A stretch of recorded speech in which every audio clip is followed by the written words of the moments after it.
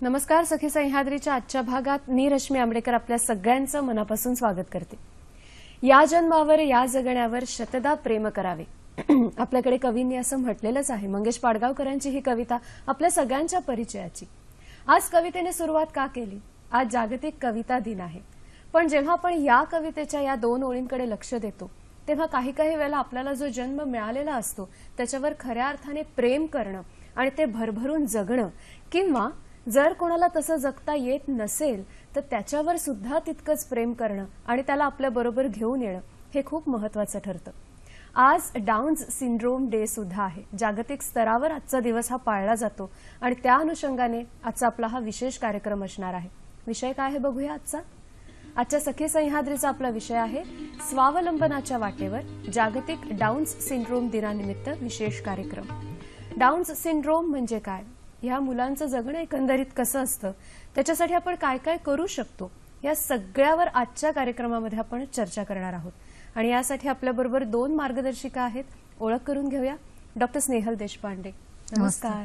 कार्यक्रमात तुमचं मनापासून स्वागत करते. मॅडम व्यवस्थापकीय संचालिका आहेत स्नेह रिहॅब एज्युकेशन रिसर्च सेंटर आणि 20 वर्ष गेली या क्षेत्रामध्ये तुम्ही कार्यरत आहात, त्यामुळे खूप मोठा अनुभव तुमचा आहे. एकंदरीत हा प्रकार काय असतो किंवा ह्याच्यामध्ये कोणती कोणती लक्षणं दिसतात या सगळ्याबद्दल मॅडम आपल्याला माहिती देणार आहेत. आणि आजच्या आपल्या दुसऱ्या तज्ज्ञ आहेत डॉक्टर रोहिणी आचवल. नमस्कार. तुमचंही कार्यक्रमामध्ये स्वागत करते. 31 वर्ष मॅडम ह्या क्षेत्रामध्ये कार्यरत आहेत आणि मानसशास्त्रज्ञ आहेत त्या प्रबोधिनी ट्रस्ट नाशिकहून त्या आज आपल्या कार्यक्रमात आल्या आहेत. पुन्हा एकदा दोघींचं स्वागत.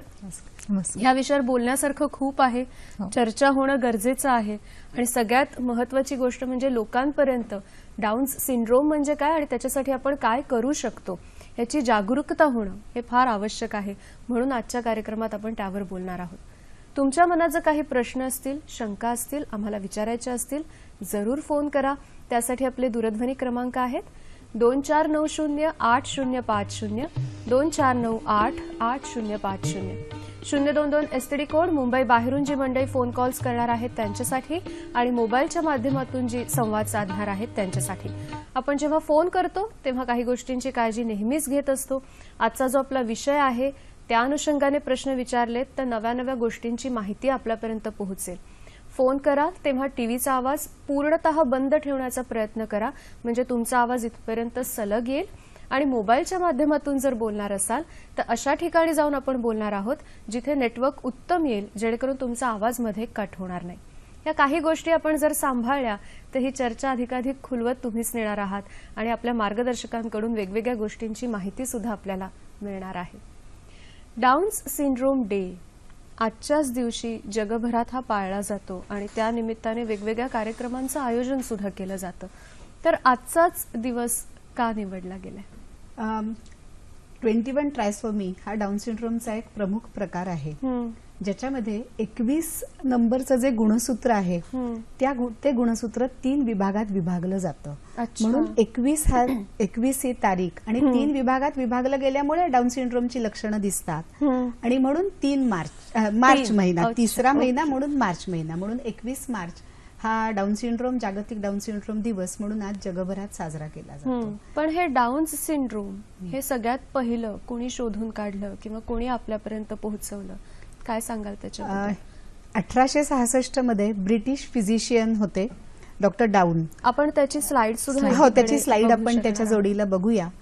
तर डाऊन डॉक्टरांनी काय केलं, त्यावेळेला सेपरेटली ही मुलं ठेवली जायची आणि तिथे एकसारखी दिसणारी अनेक मुलं जेव्हा त्यांना दिसली तेव्हा त्या मुलांचा एक रितसर अभ्यास त्यांनी करायचं ठरवलं आणि त्या अभ्यासामध्ये त्यांना असं दिसून आलं की यांच्या या गुणसूत्रांमध्ये बदल झाल्यामुळे या प्रकारच्या मुलांचा जन्म होतो आहे आणि म्हणून या लक्षणांची जी मुलं असतात त्यांना डाऊन सिंड्रोम असं नाव आपण देतो. बरं, हे 1866 1866 पुढे त्याच्यामध्ये देशपांडे मॅडम कोणी कोणी आणखीन रिसर्च केला आणि मग पुढे 1866 मध्ये जॉन लँगडॉन डाऊन यांनी हा जो डाऊन सिंड्रोम आहे त्यांनी सांगितलं का ह्याला आपण उल्लेख करूया डाऊन सिंड्रोम म्हणून. पण 1965 मध्ये डॉक्टर जिरॉम लेज्यून ह्यांना आपण पितामह मानतो जेनेटिक्सचे, त्यांनी हा डाऊन सिंड्रोमचा प्रकार आणि त्याचे जे रिसर्च आहेत, रिसर्च फाइंडिंग्स आहेत, हे त्यांनी विस्थापित केले. आणि उल्लेखनीय म्हणजे एवढं होऊन सुद्धा आता 2012 मध्ये आपण हा डाऊन सिंड्रोम डे साजरा करायचं ठरवलेलं आहे. म्हणजे 1866 ते 1965 ते 2012 म्हणजे 100 वर्षानंतर मुळात पुढचं संशोधन झालं आणि त्याच्यानंतर कितीतरी दिवसांनी म्हणजे जवळजवळ 20 वर्षानंतर आपण हा जागतिक स्तरावरती दिवस साजरा करत गेलो. याचा अर्थ हे क्षेत्र थोडंसं दुर्लक्षित सुद्धा राहिलं असेल असं आपल्याला म्हणून आपण अशा पद्धतीच्या कार्यक्रमांचं आयोजन करतो की जेणेकरून ह्या मुलांकडे लक्ष देत असताना ते ह्याच समाजाचा एक महत्वाचा भाग आहेत असं त्यांना मानलं पाहिजे. ह्याचसाठी हे जागरूकतेचे कार्यक्रम वेळोवेळी आपल्या या कार्यक्रमांमध्ये आपण करत असतो. फोन घेऊया पहिला. प्रमोद वेदविख्यात आपल्याशी बोलतात. नमस्कार. नमस्कार, मी नाशिकहून बोलतो मॅम. मला असं विचारायचं आहे, डाऊन सिंड्रोमचं जर अपत्य कोणाला असलं तर त्यांच्या आई वडिलांनी म्हणजे पालकांनी त्या भवितव्याच्या दृष्टीने कसं काळजी घेतली पाहिजे, त्याच्या म्हणजे असं टेन्शन येतं, काय मार्गदर्शन करू शकाल? सगळ्यात पहिली गोष्ट अशी की डाऊन सिंड्रोमचं आपलं अपत्य आहे असं लक्षात आल्यानंतर त्याच्या शिक्षणाची व्यवस्था सगळ्यात पहिल्यांदा झाली पाहिजे आणि जिथे या विद्यार्थ्यांना शिक्षण देणाऱ्या संस्था कार्यरत आहेत. आता नाशिक म्हणालात म्हणून प्रबोधिनी ट्रस्ट ही गेली 40 वर्ष या मुलांसाठी काम करते आहे. तर अशा आमच्याकडे अर्ली इंटरव्हेन्शन म्हणजे लवकर निदान आणि लवकर उपचार याची सोय असल्यामुळे अगदी कमी वयातलं, म्हणजे मी सांगते की मी 8 महिन्याच्या बाळाबरोबर पण काम केलेलं आहे. इतक्या लवकर वयात जर ते मूल आमच्याकडे आलं तर त्याच्या डाऊन सिंड्रोमची जी त्याची लक्षणं आहेत त्याची तीव्रता कमी होते आणि त्याच्या पुनर्वसनामध्ये खूप चांगली मदत आपल्याला होऊ शकते. आणि त्याच्या सुरक्षिततेसाठी पालकांनी काय काळजी घ्यायची हे समुपदेशनातून पालकांना वेळोवेळी सांगितलं जातं आणि त्याचा फायदा नक्कीच या मुलांच्या पुनर्वसनामध्ये अतिशय चांगला होतो. तर अशा संस्थांची आपण जर मदत घेतली तर पुनर्वसनामध्ये कमीत कमी अडचणी येतील असं मला वाटतं. आपण आणि जसजसं कार्यक्रम आपला पुढे जाणार आहे तसतसं पुनर्वसन कोणत्या कोणत्या क्षेत्रात होऊ शकतं त्याच्यावर आपण बोलणारच आहोत. पण मुळात आता तुम्ही जो गुणसूत्रांचा उल्लेख केला क्रोमोझोम, तर मुळात काय नेमकं घडतं आपण ते सुद्धा थोडंसं सविस्तर जाणून घेतलं पाहिजे की डाऊन सिंड्रोम जेव्हा आपण म्हणतो आहोत तेव्हा नेमकं काय घडत असतं, काय सांगाल मॅडम? तर मी स्लाइड एक दाखवू इच्छिते. जरूर. तर ह्या स्लाइडमध्ये तुम्हाला दिसून येईल की हा जो 21st क्रोमोझोम आहे त्याच्यामध्ये तुम्हाला हे ट्रायझोमी दिसून येईल आणि म्हणून याला ट्रायझोमी 21 असं संबोधलं जातं. आता या मुलांची लक्षणं तुम्हाला जेव्हा मूल जन्माला येतं तेव्हाच या मुलांची लक्षणं आपल्याला दिसून येतात. त्यांचे डोळ्यांचा जो उतार असतो तो वरच्या बाजूला असतो, म्हणजे आम्ही त्याला अपवर्ड स्लांट असं म्हणतो. वरच्या बाजूला उतार असणं, तिथेच सगळ्यात महत्वाचं वेगळेपण आपल्याला दिसून येतं. त्यांचं नाक जे असतं, जे ब्रिज असतो, हा नेझल ब्रिज, तो जरासा चपटा असतो. मान लहान असते. लवचिकता शरीराची खूप हलकी असते, म्हणजे त्यांच्या मसल्समध्ये किंवा त्यांच्या स्नायूमध्ये बळ नाही असं आपल्याला वाटतं. आपण त्यांना उचललं की अशी बाहुली उचलल्यासारखं आपल्याला त्यांची जाणीव होते. मग त्यांचे जे हात असतात त्याच्यावर एक माकड घडी किंवा सिमियन क्रीज हे असते.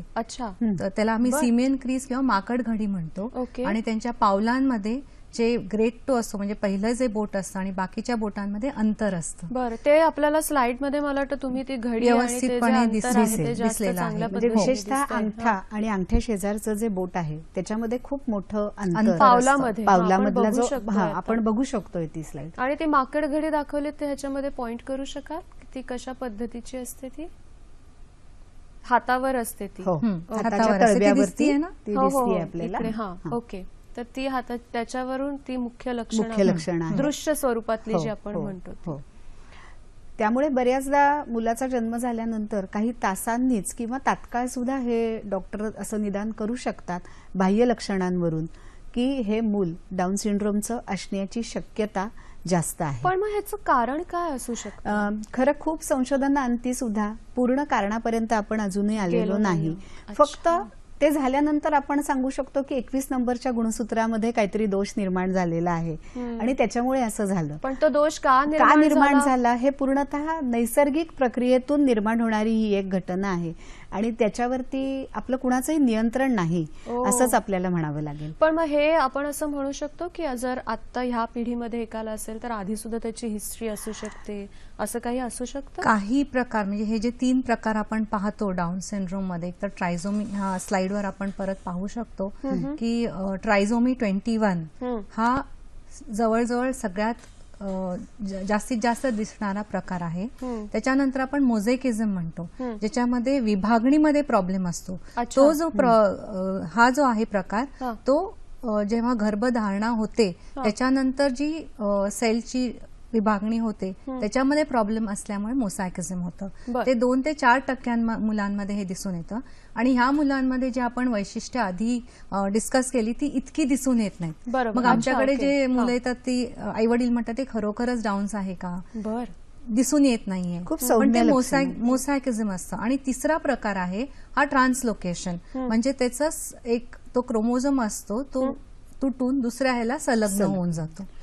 हे 3 प्रकार असतात डाऊन सिंड्रोम मध्ये.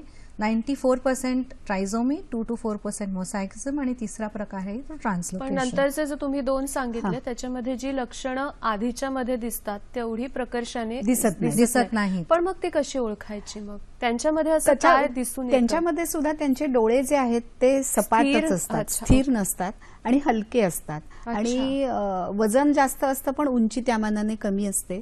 जिभेमध्ये जाडपणा असतो आणि पुन्हा बोटांमध्ये जो फरक आपण मगाशी स्लाइड मध्ये बघितला तो आहेच. म्हणजे लक्षणं असतात पण खूप सौम्य स्वरूपाची असतात. आणि तुम्ही मगाशी जो प्रश्न विचारलात की एखाद्या पिढीमध्ये या पिढीत जर एखादं मूल असेल तर आधीच्या पिढीत तसं असेल का, तर स्पेशली ट्रान्सलोकेशन हा जो प्रकार आहे या प्रकारामध्ये आपल्याला विशेषतः आधी जर अशी कुटुंबामध्ये काही इतिहास असेल की या प्रकारचं मूल आहे तर पुढे तसं असू शकतं. तशी काळजी घ्यावी लागते. किंवा 1% संधी तिथे आपल्याला आहे.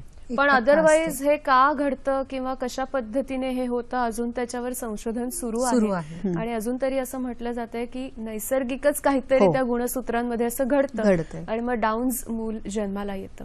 याची तीव्रता काय असते किंवा मग हळूहळू तीव्रता लक्षात घेतल्यानंतर मग पुनर्वसन कशा पद्धतीने आपण करू शकतो याबद्दल आपण आणखीन सविस्तर बोलणार आहोत.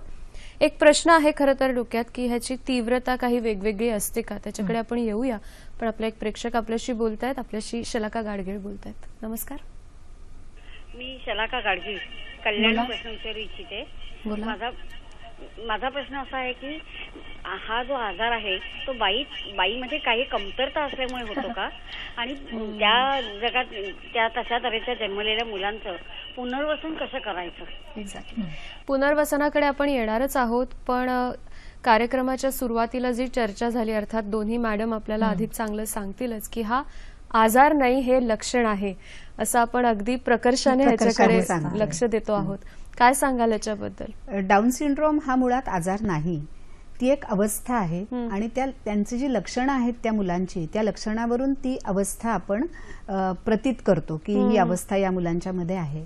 आणि सगळ्यात महत्वाची गोष्ट अशी की ज्या स्त्रीला हे मूल होतं त्या स्त्रीमध्ये कोणतीही कमतरता नाही, कोणताही दोष नाही, तिचा काहीही कमीपणा नाही. त्यामुळे कोणत्याही स्त्रीनी स्वतःला कमी लेखणं हे अत्यंत चुकीचं आहे, कारण तिचा याच्यामध्ये काही दोष नाही. ब्लेम कारण गेम मुळात हा. थांबला पाहिजे. आणि नाही का? हे कुणामुळे झालं, हा ब्लेम स्वतःवरती मुळीच घ्यायचा नाही.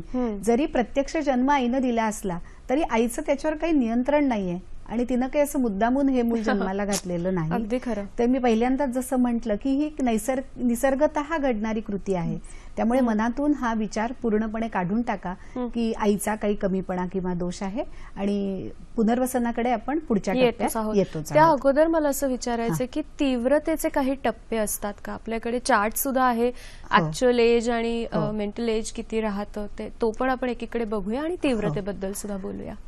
मी एक क्लॅरिटी देऊ इच्छिते ह्या प्रश्नाला की एक संलग्नता आहे आईच्या वयामध्ये आणि डाऊन सिंड्रोमच्या पर्सेंटेज मध्ये. अच्छा. तर त्या स्लाइडवर आपण जरूर आपण ती नजर स्लाइड टाकूया बघूया की जेव्हा आईचं वय 30च्या कमी असतं तेव्हा आपला इन्सिडन्स असतो 1000 मध्ये एका मुलाला होण्याची शक्यता असते. पण जसं आईचं वय वाढू लागतं, जसं तुम्ही पाहता 49 वयावर 12 मध्ये एक स्त्रीला ही अवस्था त्या मुलामध्ये होण्याची शक्यता. म्हणजे late age pregnancy is a high risk pregnancy. नक्कीच वाढू शकते. ते एक कारण ते एक कारण आहे, पण तरी पण सुद्धा त्याच्यामध्ये आईचा कमीपणा काही नाही. आईचा त्याच्यात काही दोष नसतो. बरोबर. फक्त ह्याचा इन्सिडन्स जास्त होऊ शकतो, पण त्या स्त्रीमुळे स्त्रीमध्ये काही दोष आहे म्हणून असं होत नाही. बरोबर आहे. कारण आपल्याकडे अशा पद्धतीने त्यांनी मांडलेला मुद्दा थोडासा बरोबर अशा अर्थाने जातो की ब्लेम करणं हे अजूनही काही काळात होत आहे, काही प्रमाणात होतंय. आपण तीव्रतेकडे जाण्या अगोदर एक विद्यार्थिनी आहे डॉक्टर शिरोडकर विशेष मुलांची शाळा, इथून ती आपल्याशी संवाद साधणार आहे. आपण तिच्याशी बोलूया. फार मोजके प्रश्न आपल्याला तिला विचारता येणार आहेत, पण तिला काय वाटतं ते तिच्याकडून जाणून घेऊया. हॅलो हॅलो हॅलो हॅलो, मला तुझं नाव सांगशील? तेजस सुनील मोठे. आणि तुझ्या शाळेचं नाव? कुठल्या शाळेत जातेस तू? Special school. आणि शाळेत गेल्यावर कोणत्या कोणत्या ऍक्टिव्हिटीज करतेस तेजल? चहा बनवायला शिकते, डान्स करायला शिकते, गाणी शिकते आणि योगा करते. बर वाचन शिकते, बर. ड्रॉइंग करते. वा. आणि शाळेत जायला आवडतं तुला? हो, खूप आवडतं. मला वाटतं ही खूप पॉझिटिव्हिटी आहे. शाळेत जायला आवडतं आणि बऱ्याच ऍक्टिव्हिटी ती करते. तेजल, थँक्यू आमच्याशी बोलल्याबद्दल. खूप मनापासून धन्यवाद. थँक्यू. तेजल आपल्याशी बोलली. मला वाटतं हा इनोसन्स खूप महत्वाचा आहे आणि तो आपण जपणं हे सगळ्यात महत्वाचं ठरतं, नाही का? तिने इतक्या गोष्टी ती करते, शाळेत जाऊन हे सांगितलं आणि ती छान बोलली आपल्याशी तेजल, नाही का? म्हणजे हा जो तुम्ही इनोसन्स किंवा निरागसता त्यांच्या चेहऱ्यावरची इतकी आहे, म्हणजे माझा असा अनुभव आहे किंवा आमचा सगळ्यांचा असा अनुभव आहे की कोणी असं ठरवलं की या मुलांवरती एखादी चित्रफित करायची, तर ते लोक जेव्हा शाळेमध्ये येतात तेव्हा त्यांना पहिल्यांदा डाऊन्सचीच मुलं आवडतात, कारण इतकी छान हसत असतात आणि एक निरागसता त्यांनी जपलेली असते. बरोबर. त्याच्यामुळे चेहरे खूप बोलके आणि हसरे असतात. चेहरे बोलके असतात हे फार महत्वाचं आहे का? आणि लाघवी पण असतात. लाघवी भावभावना ते सुद्धा तितक्या छान पद्धतीने व्यक्त करू शकतात. आपल्याच मनात ना खूप शंका आहेत की त्यांना हे जमेल का, हे त्यांना करता येईल का. खरं तसं काही नाहीये. याच्यावरून एक मुद्दा आठवला की वेगवेगळे जे कायदे झालेले आहेत त्याच्यामुळे त्याच्यामधला एक महत्वाचा कायदा युनायटेड नेशननी जो कायदा केलेला आहे एशिया स्पेसिफिक मध्ये, आणि भारतानं त्याच्यावर सही केलेली आहे. त्या कायद्यामध्ये एक खूप छान वाक्य म्हटलं आहे आणि ते वाक्य असं आहे की ती मुलं इतकी निरागस आहेत, आपण त्यांना सामावून घेऊ शकत नाही म्हणून ते विशेष आहे. एक्झॅक्टली. आणि ते वाक्य फार महत्वाचं आहे आजच्या दिवसासाठी की आपण सामावून घेतलं तर ते आपलेच नाही, आपल्यासारखेच आहेत. तीव्रतेबद्दल आपण आता तो जो आपला मुख्य मुद्दा होता, काय सांगाल मॅडम त्याच्यावर? तीव्रता आता परत एक स्लाइड आपण पाहू शकतो. जरूर. ह्याच्यामध्ये तुम्ही 2 प्रकार पाहू शकता. एका बाजूला हा जो प्रकार आहे तो डाऊन्स कम्प्लिटली राईट साईडला उजव्या बाजूला जो आहे तो डाऊन्स सिंड्रोम आहे, म्हणजे ट्रायझोमी 21 आहे. आणि जो डाव्या बाजूला आहे तो मोझॅकिझम आहे. आता ह्या दोघां मुलांमध्ये तुम्हाला लगेच फरक दिसून येतो की तीव्रतेमध्ये किती फरक आहे. आणि मुख्य मुद्दा असा आहे की जर ही मुलं आमच्याकडे लवकर आली. हा पण मुलगा जो आहे आमच्याकडे सुयश, तो 1.5 महिन्याचा असताना माझ्याकडे आला. 1.5 महिन्याचा असताना आला. आणि माझ्याकडे जी मुलं लवकर आलेली आहेत आणि ज्यांच्या पालकांनी आमच्याबरोबर व्यवस्थितपणे सहभाग केलेला आहे, त्या मुलांमध्ये पुनर्वसन ही गोष्ट हा पुढचा टप्पा झाला. पण हस्तक्षेप करणं, त्यांना कसं व्यवस्थितपणे हाताळणं, त्यांच्या ज्या गरजा आहेत त्यांना आपण प्रोत्साहन, त्या बघून त्यांना प्रोत्साहन देणं, हे त्या पालकांचं जे रिस्पॉन्सिबिलिटी असते त्यांच्यावर, ती जर निभावली तर नक्की ही मुलं चांगली करू शकतात. आणि ही दोन्ही मुलं, म्हणजे माझ्याकडे जितकी मुलं आहेत त्याच्यातली निम्मी मुलं नॉर्मल आणि मेनस्ट्रीम स्कूलमध्ये जाणारी आहेत. मॅडमकडे पण अशी आहेत ज्यांनी त्यांचं आपण ग्रॅज्युएशन त्याची एक स्लाइड बघूया. आमची एक विद्यार्थिनी आता सावित्रीबाई फुले झाली होती आणि तिचं नाव आहे श्रुती राजगुरू. आणि तिचं वैशिष्ट्य मी असं सांगते की मॅडमनी जो मुद्दा सांगितला की पालकांचा सहभाग याच्यातला अतिशय महत्वाचा आहे. प्रबोधिनीमध्ये शिक्षक प्रशिक्षण केंद्र आहे आणि तिची आई जेव्हा पहिल्यांदा त्या बाळाला माझ्याकडे घेऊन आली तेव्हा तो 2-2.5 वर्षाचं ते बाळ होतं. तर हा बरोबर आहे. तर ती अशी रडतच आली होती आणि आता मी काय करू, आणि अनेक गोष्टी, अनेक प्रश्न, अनेक ब्लेम गेम सगळे होतेच.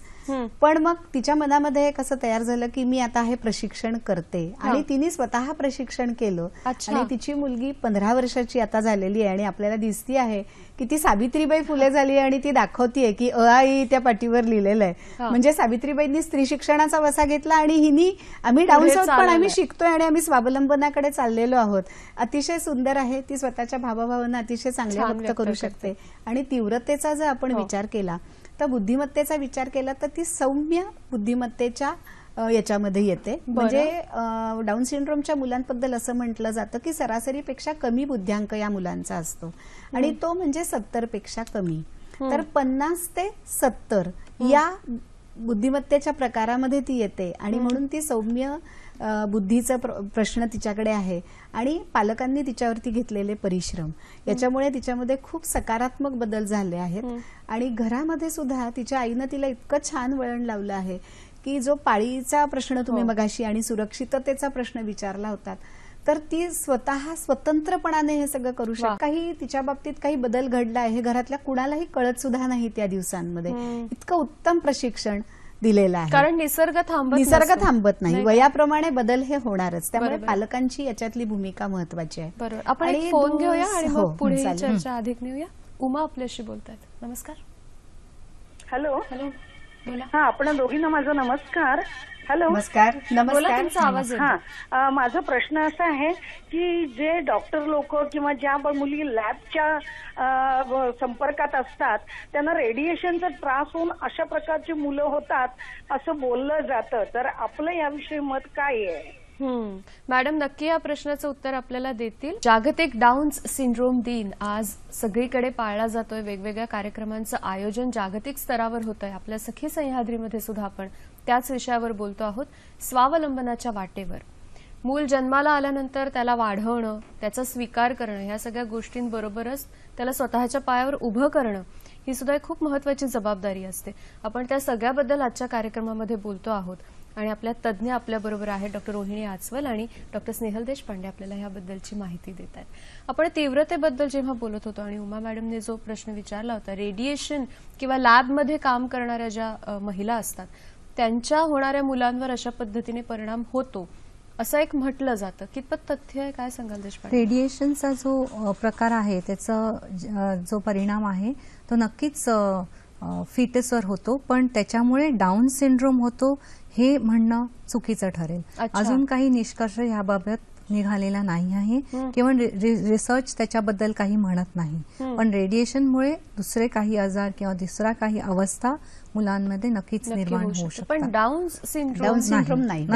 नक्कीच नाही. तीव्रतेबद्दल आपण बोलत असताना एकतर बुद्ध्यांकावर थोडासा परिणाम होतोच, पण शारीरिक अवस्थेवर सुद्धा परिणाम झालेले असतात. कोणते कोणते असतात? तर सुरुवातीला जेव्हा मूल आमच्याकडे येतं तेव्हा जेव्हा पालक घेऊन येतात, जसं मी म्हटलं, त्यांच्यामध्ये लवचिकता एकदम कमी असते. त्यांना उचललं तर असं वाटतं की ते कापसासारखे असतात, एकदम मऊ, एकदम हलके आणि निरागसता नक्कीच असते त्यांच्या चेहऱ्यावर. त्यांचे डोळे वेगळे असतात आणखीन त्यांचा मेन जो प्रॉब्लेम असतो पहिल्या 6 महिन्यामध्ये हा आपण पकडला पाहिजे, हृदयाचा प्रॉब्लेम असतो. 50% मुलांमध्ये हृदयाचा प्रॉब्लेम असू शकतो. त्याला आपण एट्रियल सेप्टल डिफेक्ट म्हणू शकतो, वेंट्रिक्युलर सेप्टल डिफेक्ट म्हणू शकतो किंवा काही असू शकतो, पण 50% मुलांमध्ये हृदयाचे विकार असतातच. आणि डोळ्यांमध्ये तुम्ही बघितलं तर डोळ्यांमध्ये 3-4 प्रकारचे त्यांच्यात विकार असतात. चष्मा लागू शकतो किंवा बुबुळे त्यांच्या स्थिर नसतात, हलत असतात, त्याला निस्टॅग्मस आम्ही म्हणतो, किंवा त्यांना स्क्विंट असू शकतं. हे 3 प्रकार डोळ्यांच्या विकारामध्ये येतात. जर तुम्ही कानाचे विकार पाहिलेत तर त्यांना सिव्हिअर टू माइल्ड असं कंडक्शन लॉस असू शकतो. प्लस कानाचे इन्फेक्शन, ओटायटिस मीडिया आपण म्हणतो, ते या मुलांना जास्त करून होत असतात. मग एंडोक्राईन आपण जर त्यांचा प्रॉब्लेम पाहिला तर ह्या मुलांमध्ये डायबिटीस आणि थायरॉइड हे डिस्फंक्शन्स जास्त असू शकतात. लहान वयात नाही, नंतर थोड्या नंतर हे दिसून येऊ शकतात. पण डायबिटीसचा जो प्रकार आहे या मुलांमध्ये जास्त होऊ शकतो.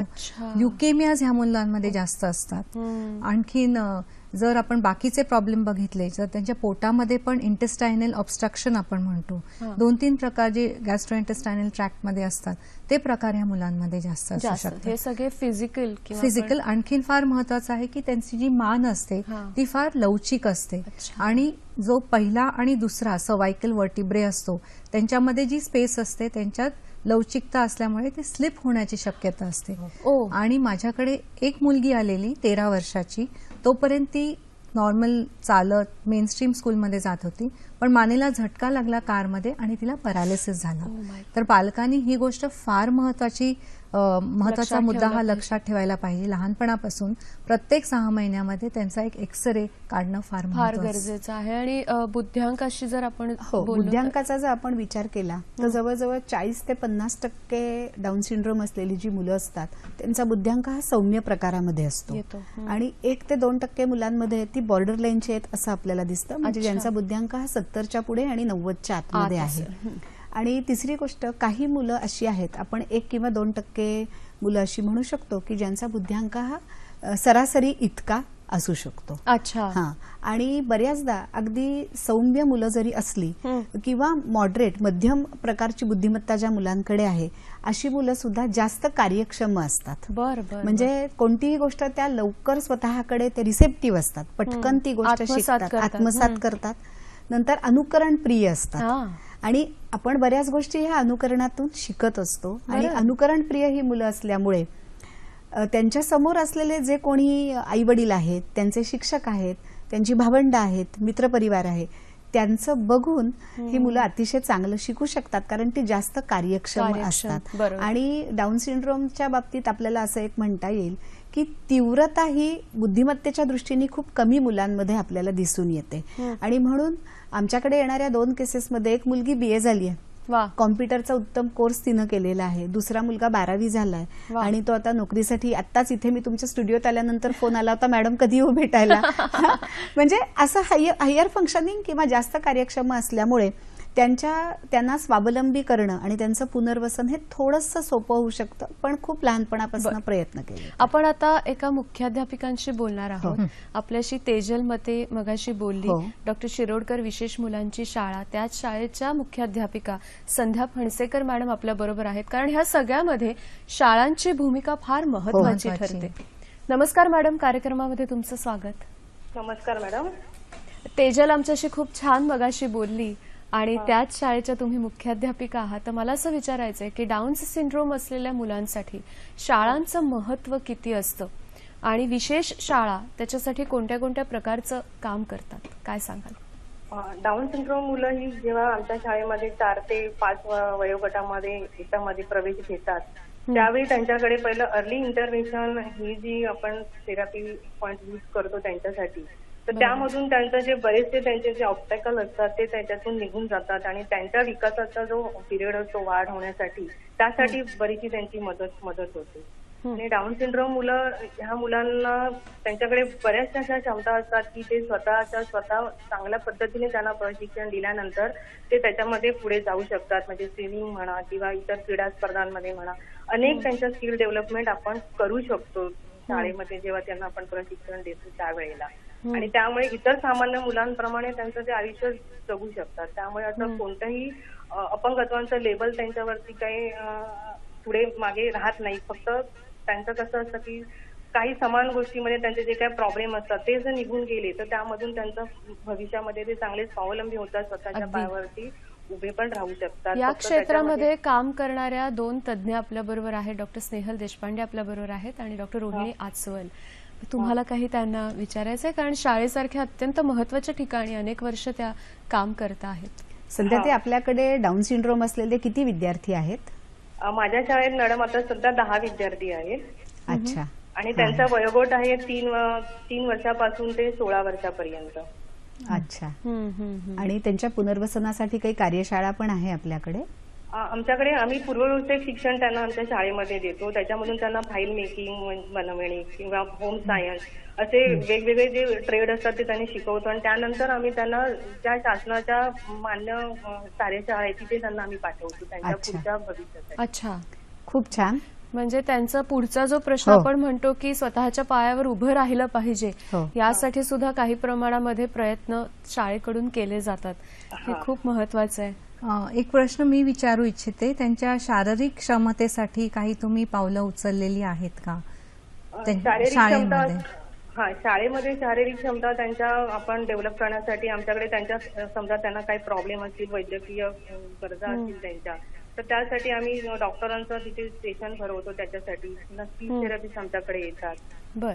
अधिक एखाद्या मुलाला मल्टिपल काही प्रॉब्लेम असतील तर त्या मुलांना आम्ही आमच्या केएम हॉस्पिटल वगैरे नायर हॉस्पिटल तिथे आम्ही त्यांना पाठवतो त्या संदर्भामध्ये. आणि ते ऑब्स्टॅकल निघून गेले की मग काही प्रॉब्लेम उरत नाही. मग जे आम्ही शाळेमध्ये प्रशिक्षण त्यांना इथे देतो त्यामध्ये अतिशय छानपणे रिस्पॉन्स ते लोक देतात. आणि पालकांचा सहभाग याच्यामध्ये फार महत्वाचा असतो की एक्झॅक्टली. मी आता तुम्हाला हाच प्रश्न विचारणार होते की ह्या सगळ्यामध्ये शिक्षक तर आहेच, तुमच्यासारखे शिक्षक, मुख्याध्यापिका, पण पालकांचा सहभाग हा खूपच महत्वाचा ठरतो.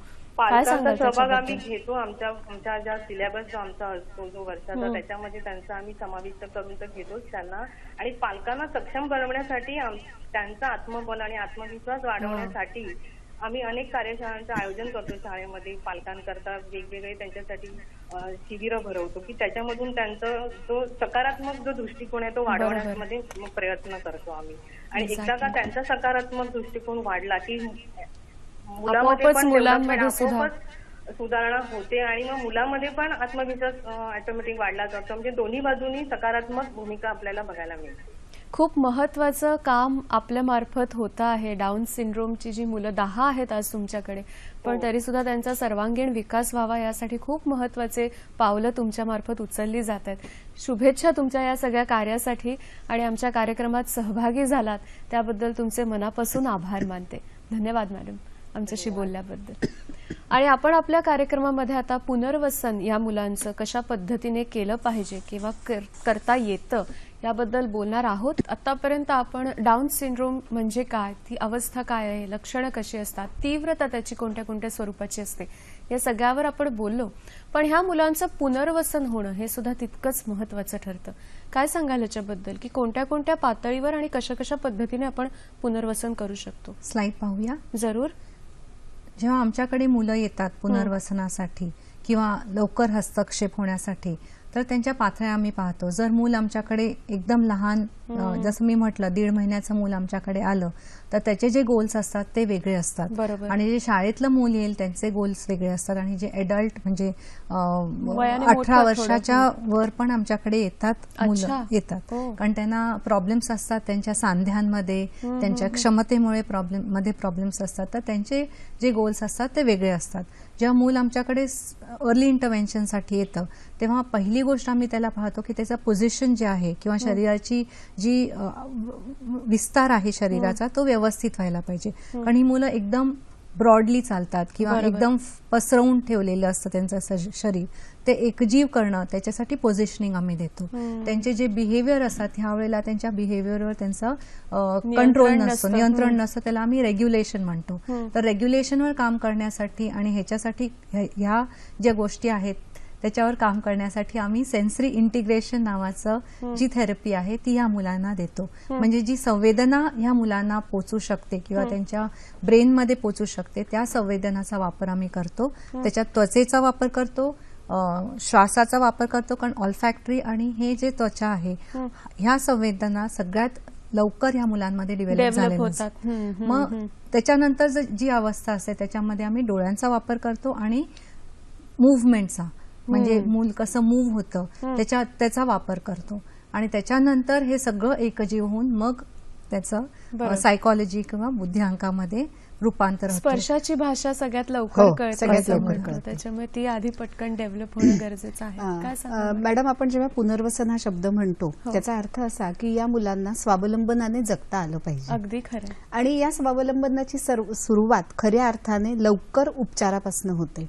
आणि लवकर उपचारामध्ये अगदी महत्वाचं म्हणजे आपल्या ज्या दैनंदिन क्रिया आहेत, म्हणजे स्वतः नैसर्गिक विधींचं समजणं, दात घासणं, स्वतःची आंघोळ करणं, इथपासून त्या पुनर्वसनाची खरी सुरुवात होते. म्हणजे हस्तक्षेप जेव्हा या मुलांच्यासाठी प्रशिक्षणाला जी सुरुवात होते त्याच्यामध्ये दैनंदिन क्रिया त्यांनी स्वावलंबनानं करणं याचं प्रशिक्षण त्यांना जास्त दिलं जातं. मग त्याच्यामध्ये मदत शारीरिक व्यायाम त्याच्यामध्ये आले.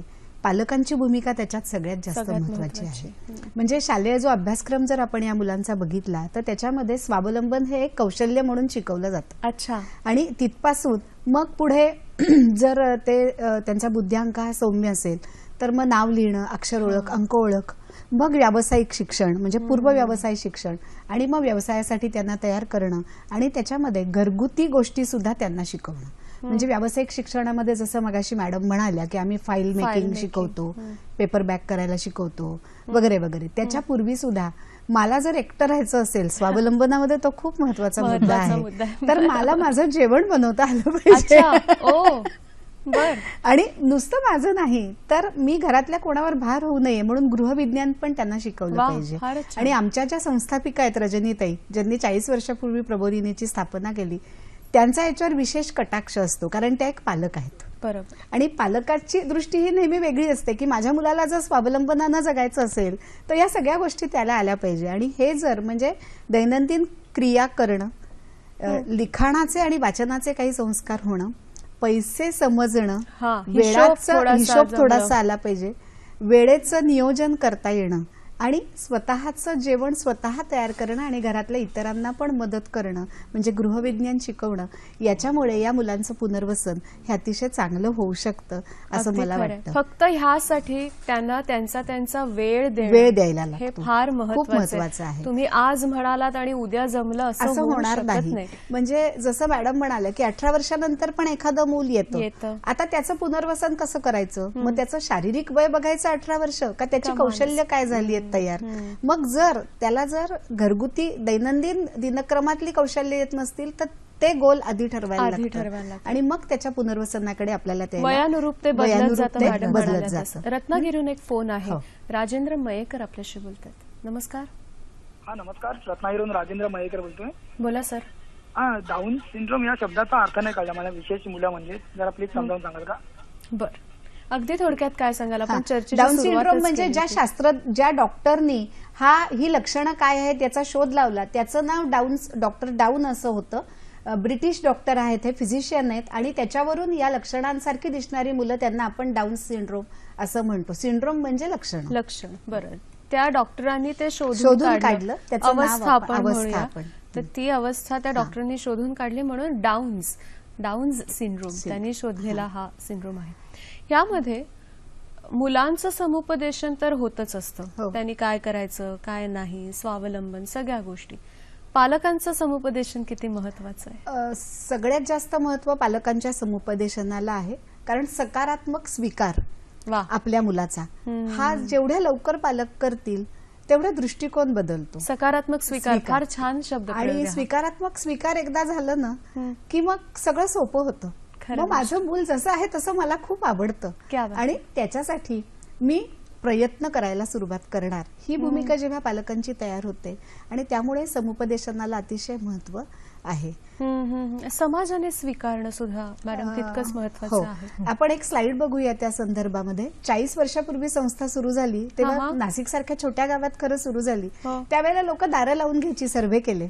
लिमयबाई नेहमी सांगतात की त्यांनी सुरुवात केली आणि सर्वे पहिले त्यांनी केले, आम्ही नंतर आलो त्यांच्या बरोबर.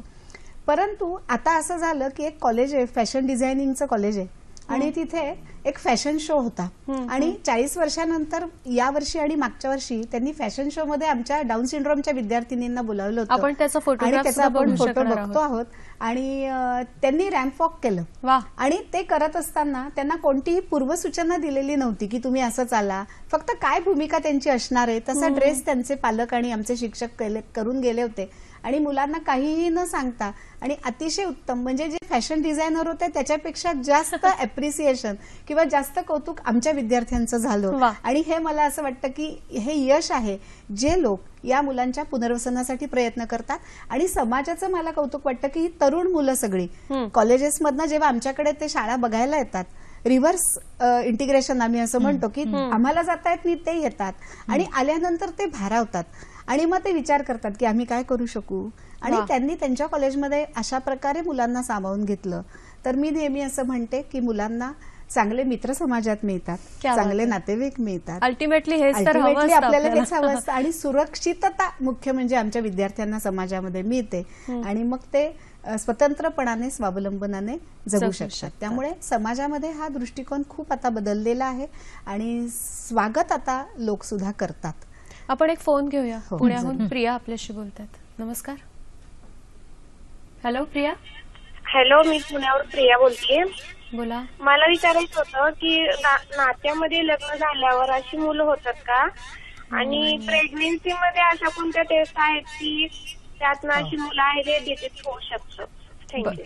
धन्यवाद. काय सांगाल देशपांडे मॅडम, नात्यामध्ये लग्न झालं की असं आणि टेस्टच्या द्वारे आपल्याला हे कळू शकतं का, काय सांगाल? टेस्ट आपण पहिला घेऊया. प्री नेटल टेस्ट आहेत डाऊन सिंड्रोम डायग्नोज करण्यासाठी आणि जर तुम्ही त्या एक्सपर्ट्सना भेटलात आणि किंवा गायनेकोलॉजिस्टना विचारलं तर ही टेस्ट तुम्ही करून घेऊ शकता. आणि दुसरा प्रश्न जो होता त्यांचा तो होता की नात्यांमध्ये तो प्रकार डाऊन्स मध्ये येत नाही, त्याचा फार कमी पर्सेंटेज डाऊन्समध्ये. डाऊन्स आपण पहिलंच डिस्कशन झालेलं आहे, त्याचा काय संबंध ह्या गोष्टींशी येऊ शकत नाही. मला वाटतं की जे बाकीचे वेगवेगळे आजार सिंड्रोम्स असतात, व्याधी, अनुवंशिक व्याधी म्हणतो आम्ही, जेनेटिक सिंड्रोम्स, ते जवळच्या नात्यांमध्ये लग्न झालं तर होतं. पण डाऊन सिंड्रोमच्या बाबतीत याचं जर टक्केवारी बघितली तर ती अतिशय कमी आहे. मला वाटतं रिसर्च झालेलं आणि रिसर्च नाहीये खरं. बरोबर. ह्या सगळ्या गोष्टी क्लिअर होणं फार गरजेचं असतं. ज्या टेस्ट आहेत त्याच्यामध्ये ब्लड टेस्ट पण आता चांगल्या सेफ ब्लड टेस्ट आलेल्या आहेत, कारण अॅमिनोसिंथेसिस जेव्हा केलं जायचं त्यावेळेला गर्भजल काढलं जायचं आणि त्याच्यात थोडासा धोका होता की ते गर्भजल नेमकं कुठून निघेल हे अंदाजच असतो ना सगळा.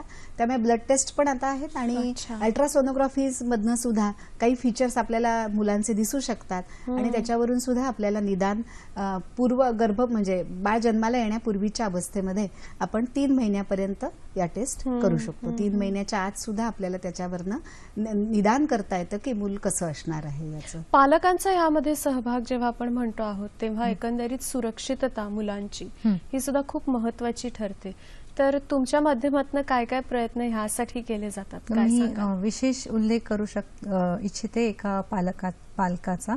मी स्लाइड दाखवू इच्छिते याच्यामध्ये. या मुलीची पल्लवी जोशी म्हणून माझी एक पालक आहे आणि तिची ही मुलगी नव्या ही दिसते आपल्याला. आणि पल्लवीच्या सहभागामुळे, कोऑपरेशनमुळे आज नव्या पवई मधल्या एका नामांकित शाळेत जाते, नॉर्मल स्कूलमध्ये. खूप छान नॉर्मल मुलांबरोबर ती असते आणि तिचे खूप टॅलेंट्स आहेत. आणि हे जे पालक आपण पाहतो आणि ही मुलं जेव्हा पुढे जातात आणि जसं आपण सुरक्षिततेबद्दल बोललो तर त्यांना समजावून सांगणं फार महत्वाचं असतं.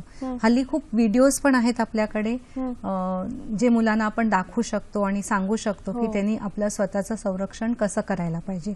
तसंच फिजिओथेरपीच्या दृष्टिकोनातून त्यांना शारीरिक क्षमतेमध्ये त्यांची वाढ घडवून आणणं, म्हणजे त्यांना खेळण्यात किंवा त्यांची सुरक्षा करण्यात पण त्यांना ते हे होतील, केपेबल होतील, हे फार महत्वाचं आहे. अगदी जाता जाता शेवटचं 1 मिनिट राहिलंय. एका मिनिटात दोघी जणी काय सांगाल? सुरक्षिततेमध्ये त्यांना वेगवेगळे स्पर्श कसे असतात, नजरा कशा असतात, आणि मुलींच्या बाबतीत मुलींनाही एक जास्तीची क्षमता निसर्गतः मिळालेली आणि ती नजर ओळखायला शिकवणं आणि हे स्पष्ट सांगायचं मुलींना की कुणी हात लावला तर ढकलून द्या, अनोळखी स्पर्श आहे, हसू नका. बरेच पालक फ्लँकिस घ्यायला शिकवतात, तसं शिकवू नका, कारण त्याचा उपयोग कुठे केव्हा कसा करायचा हे मुलींच्या कधी कधी लक्षात येत नाही. आणि नुसतं मुलीच नाही तर मुलांना सुद्धा हे शिकवणं गरजेचं आहे. अगदी 1 मिनिटात आजच्या कार्यक्रमाचा आपण समारोप करणार आहोत, तर अगदी 1 मिनिटात दोघी जणी काय सांगाल आपल्या सगळ्या प्रेक्षकांना?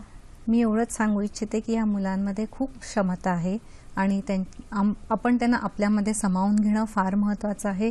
एक शेवटची स्लाइड मी दाखवू इच्छिते. थोडासाच वेळ आपल्याकडे. हो, तर ह्या स्लाइडमध्ये तुम्ही पाहू शकता की त्यांच्या पुनर्वसनासाठी आपण जे शूज वापरतो ते काळे शूज न वापरता त्यांना हे छोटेसे प्लास्टिक शूज कलर्ड वापरणं फार महत्वाचं आहे. तिने घातलेला तुम्ही टी शर्ट पाहताय, त्या टी शर्टमुळे त्यांचं जे लवचिकता आहे शरीराची ती वाढवू शकते. म्हणजे थेराबँड्स आपण पाहतो त्याच्यामुळे त्यांची ताकद वाढवू शकते. आणि असं सांगितलं की त्यांच्या क्षमता बघा, आणि क्षमता विकासासाठी पालक आणि समाज दोघांनी जर एकत्र प्रयत्न केला, आणि शाळांची भूमिका तर महत्वाची आहेच, बरोबर, त्यामुळे सगळ्यांनी जर एकत्र प्रयत्न केला तर डाऊन सिंड्रोम डे साजरा करण्याचं जे औचित्य आहे ते साजरं झालं असं आपल्याला म्हणता येईल. आणि या सगळ्या मुलांना आपण मुख्य प्रवाहात आपल्या बरोबर सामावून घेऊ शकतो. माय व्हॉइस, मला सुद्धा एक आवाज आहे, अशी आजच्या दिवसाची ह्या वर्षाची थीम आहे, तर ती आपण लक्षात ठेवूया.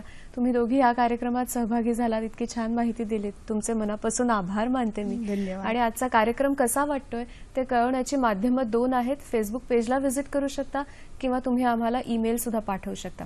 फेसबुक पेजला व्हिजिट करण्यासाठी www.facebook/sakhisayhadri.dd आपला हा ऍड्रेस आहे. तिथे जाऊन तुम्ही फेसबुक पेजला व्हिजिट करू शकता किंवा sakhisayhadri@gmail.com या ईमेल आयडीवर तुम्ही तुमचे मेल पाठवून तुमच्या प्रतिक्रिया आमच्यापर्यंत नक्की पोहोचवू शकता. आजच्या कार्यक्रमामध्ये आता इथेच थांबण्याची वेळ झाली आहे. पुन्हा एकदा दोघींचे मनापासून आभार, आपल्या प्रेक्षकांचे सुद्धा मनापासून आभार मानायचे. नव्या कार्यक्रमात नव्या विषयासह आपली पुन्हा भेट होणार आहेच. आज मात्र आपण इथेच थांबतोय. नमस्कार. धन्यवाद. धन्यवाद.